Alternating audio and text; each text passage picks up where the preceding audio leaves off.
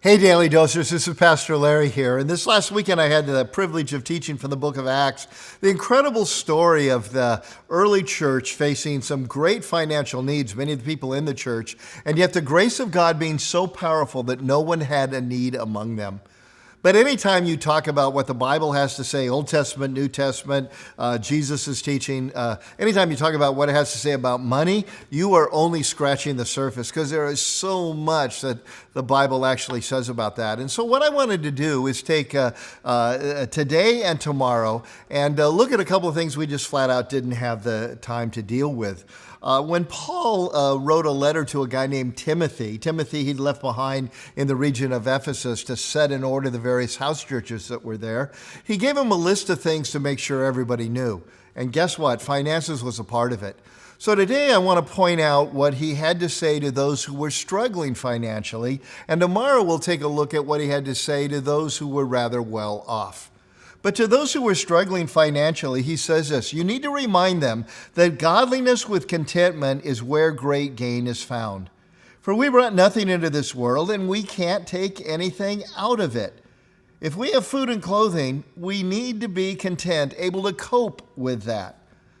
Because those who want more, not desire more, would like more, but are aiming their whole life for more because they've not learned to cope with the food and the clothing and just whatever it is God is giving at the moment. Those who want more, those who want to get rich, fall into temptation and a trap, and into many foolish and harmful desires. They make dumb decisions, and they plunge people into ruin and destruction.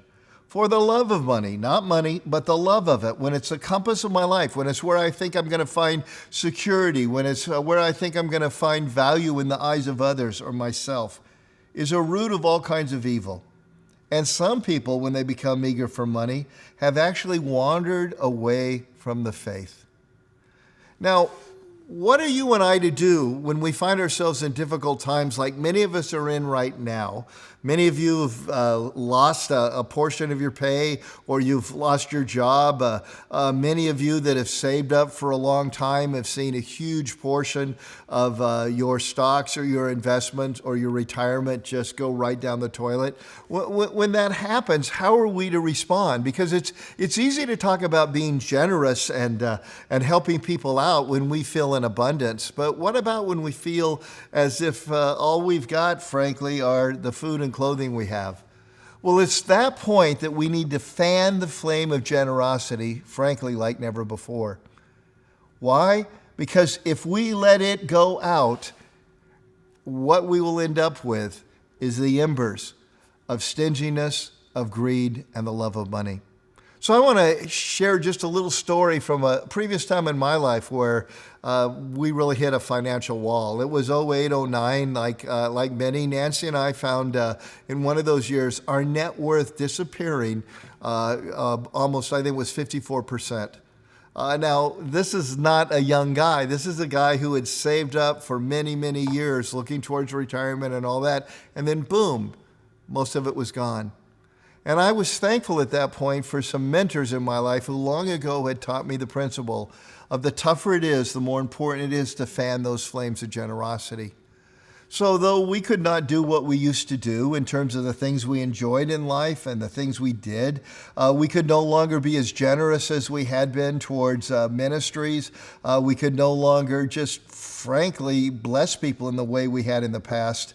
What I made sure was we were still doing something.